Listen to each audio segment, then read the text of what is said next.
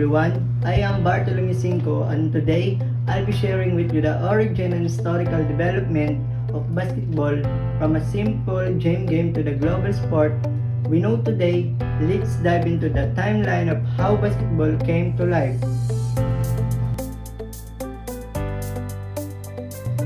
Now, let's proceed the origins and historical development from a YMCA to the NBA, a timeline of basketball. Number 1 is how Dr. James Naismith invented basketball in 1891. Dr. James Naismith, a Canadian physical education instructor, invented basketball in December 1891 at the YMCA International Training School in Springfield, Massachusetts.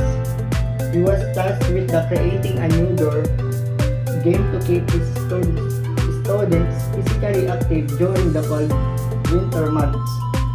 Naismith hung 2 pitch baskets at the opposite ends of the gym and used soccer ball. The YMCA played the big role in promoting physical fitness, and I was where basketball was invented by Dr. James Naismith in 1891. Today, the YMCA is open to all genders and age, and it's known to offering community programs, gyms, swimming lessons, youth sports, and more. So in short, the YMCA is a community-based organization that supports health, wellness, and personal development. The second is we have early rules versus modern rules. The original game had many differences from today's version. For example, dribbling wasn't allowed, players could only pass the ball. There were no 3-point shots, and goaltending was legal. Over time, the rules evolved to make the game faster, more exciting, and fairer.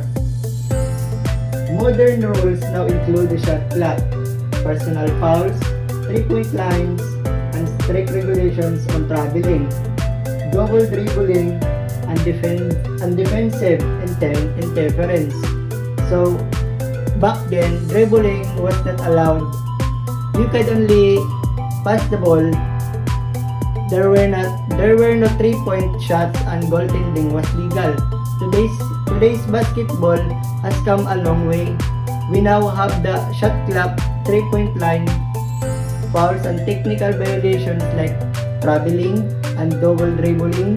These modern rules we have made to the game faster, more exciting, and more competitive. Lastly, we have growth from the school games to a global professional sport. Basketball began in a simple gym at the YMCA, but it quickly spread to colleges and universities across the US. By the early 20th century, professional leagues started forming. The NBA or National Basketball Association was founded in 1946 and eventually became the premier basketball league globally. With the help of television, marketing, or legendary players like Michael Jordan, Kobe Bryant, and LeBron James, basketball exploded in popularity.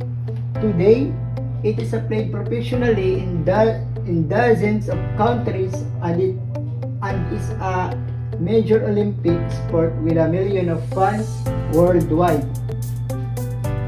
Over time, stars like Michael Jordan, Kobe Bryant, and LeBron James helped make basketball famous all over the world. Now, it's played professionally in many countries. It's parts of the Olympics and it has millions of fans cheering for their favorite teams and players. So, the next is about the rules position in the game style. So, third is how the game is played and understand basic contents. So, ano ba nilalaro sa mga? So, dito po mayroon tayong 4. So, So, yung una ay basic course and scoring. So, the basic course and scoring ay ito yung mga larong tunay na paglaro ng basketball o kabilang ng mga kung paano makukuha ang puntos. Kung paano makukuha ang puntos. So, halimbawa, puntos para sa shot lob ng 3-point lane.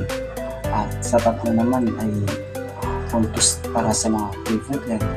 At isa para sa mga free throw.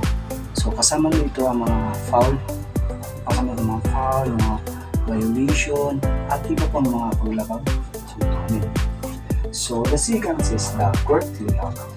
So, the court layout ay ito ay ang physical na anyo ng court na basketball.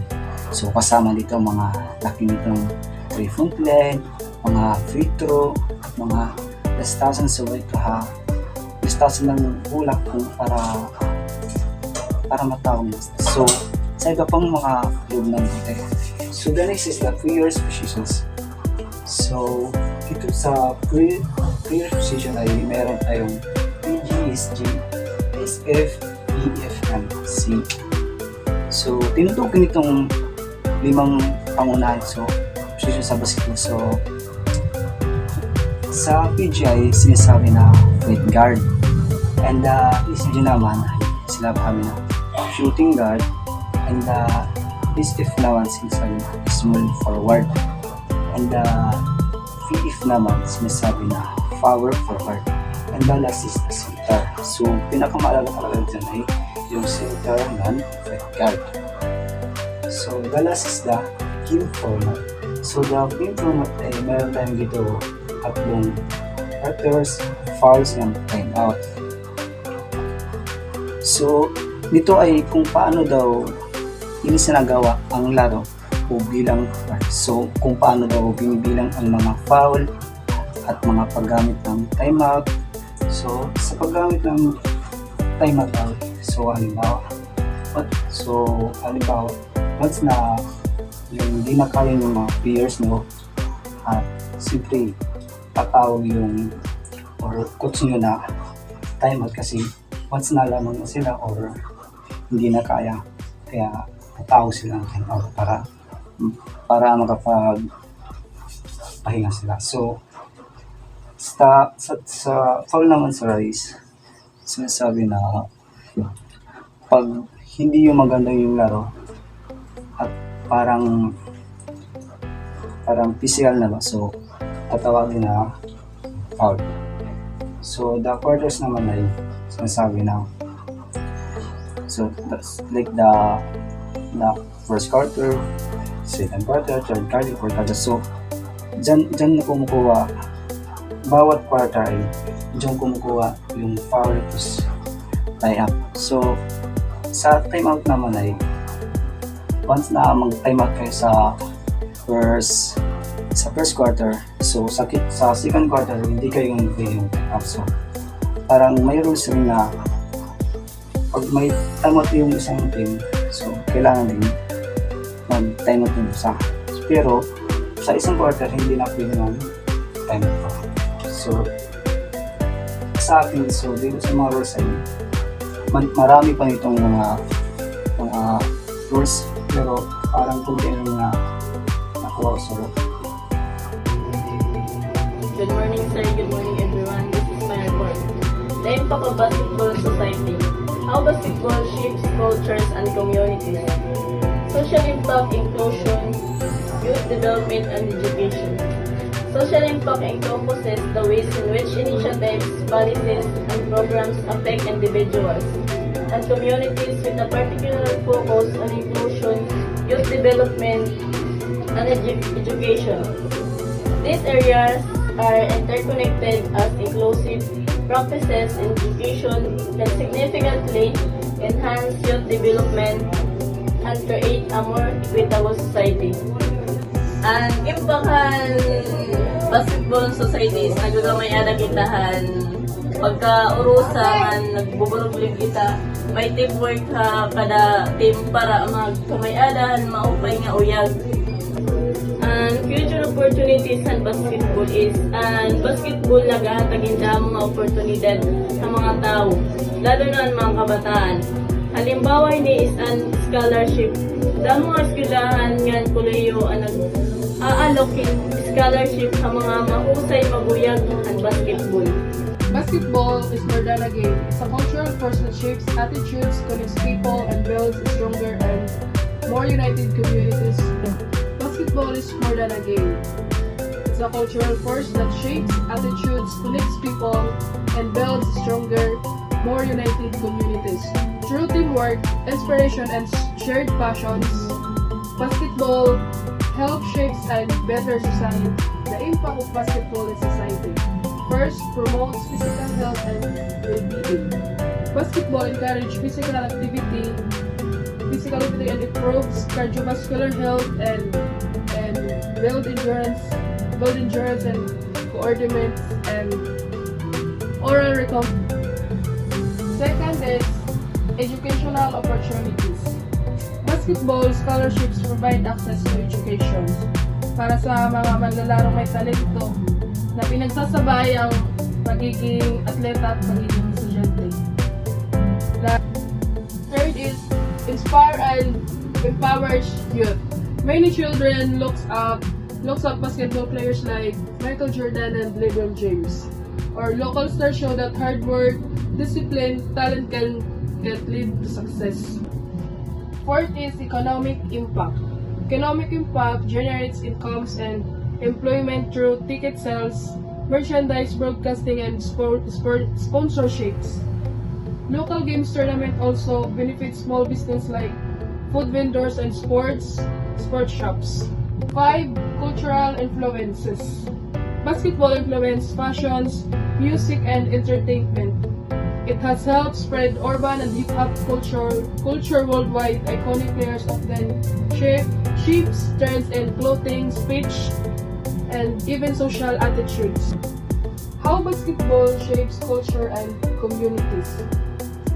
Basketball plays a powerful role model in shaping cultures and communities around the world. It goes beyond entertainment and becomes a way of life for many people. Basketball in the Philippines. Total, puso and passion. Basketball in Filipino culture. Basketball is one of the most popular sports in the Philippines, even in the countries. Culture and social life. It has dates back to the early 90s when it was introduced by American announcer since then. It has grown into a national fashion with basketball court. Found in almost every community from urban areas to rural banlieues.